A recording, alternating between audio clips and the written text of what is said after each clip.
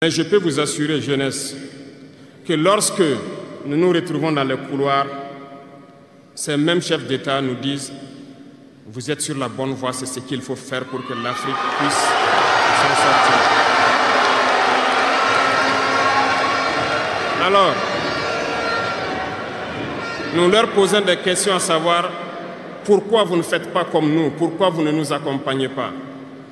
Certains nous disent qu'ils ont les mains liées, certains nous disent qu'ils ne peuvent pas.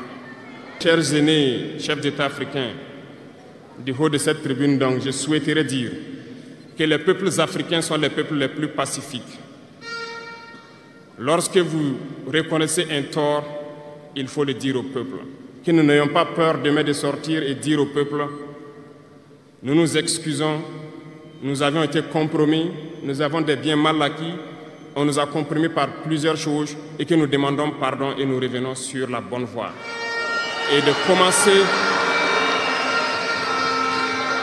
Et de commencer à travailler réellement pour l'indépendance de nos États et notre émancipation. Et je pense que c'est possible. Si nous restons dans cette posture de peur, nous serons lâches et l'histoire nous jugera. Nos enfants poseront des questions, nos petits-enfants poseront des questions. Nous sommes en train d'écrire l'histoire, il n'y a pas de place pour la lâcheté. Si nos ancêtres avaient été lâches, nous ne serions pas là.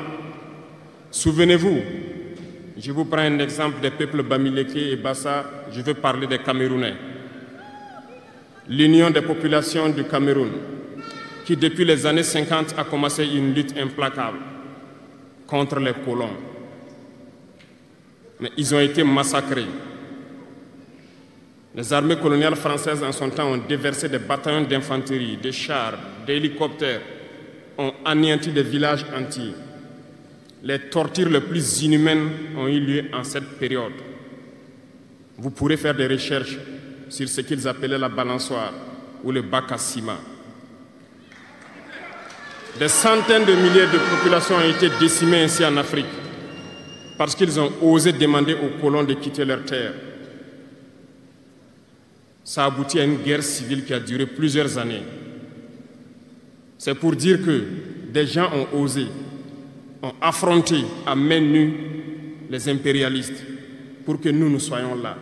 Il n'y a pas de raison que nous ne puissions pas affronter les impérialistes pour que nos générations à venir puissent vivre. Il y a beaucoup d'exemples à travers l'Afrique d'hommes courageux qui ont refusé d'être lâches, qui ont combattu, qui ont fait face. Eh bien, soyons dignes de ces gens. Nous sommes leurs descendants et soyons dignes d'eux. Un lâche ne peut pas être digne. Ne soyons pas lâches, jeunesse africaine. Parce qu'un lâche est toujours un traître. Et ça va de pair. Ils essaieront de nous faire peur pour que nous soyons lâches. Et si nous sommes lâches, nous allons trahir. Il faut bannir la traîtrise de nos habitudes. Des Africains ont été traîtres pour que la traite négrière réussisse en Afrique. C'est parce que des Africains ont été traîtres que la colonisation a pu tenir en Afrique. Interrogeons l'histoire, nous le verrons. Patrice Lumumba a été trahi parce qu'il a osé tenir tête. Et ces mêmes télévisions belges sont venues au Congo pour quelques billets tendus à des individus au Congo pour une interview pour contenter leur population. Et vous avez pu suivre ça. Lumumba nous dérangeait. Il est mort, on est content. C'est de la traîtrise. Beaucoup d'autres héros sont tombés pour que nous soyons là aujourd'hui. Et c'est une technique de l'impérialisme, de faire peur aux autres en menant des actions pour réellement créer la terreur. Ça n'a pas commencé aujourd'hui. Je vous prendrai l'exemple d'un guerrier qui s'est battu, Victor Biakaboda. Lisez, vous comprendrez.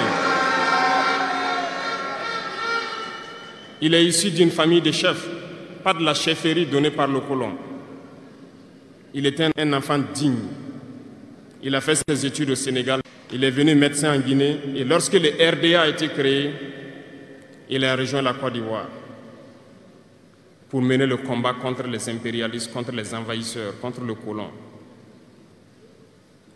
Il a essayé d'organiser la société ivoirienne. Partout, les gens ont commencé à porter la voix.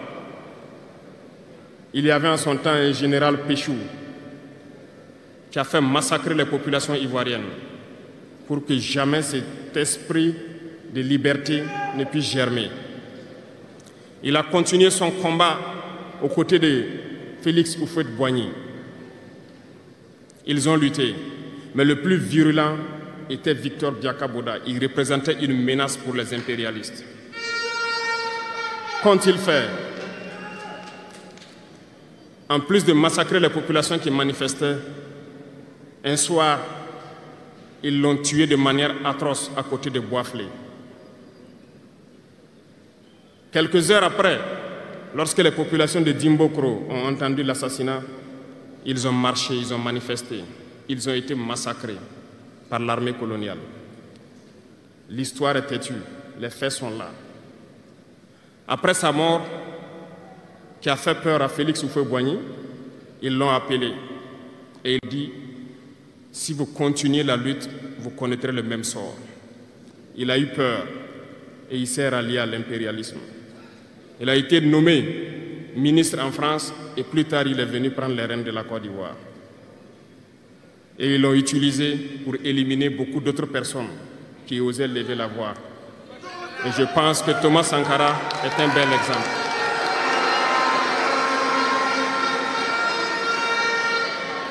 Si vous avez peur, vous serez lâche et vous serez traître.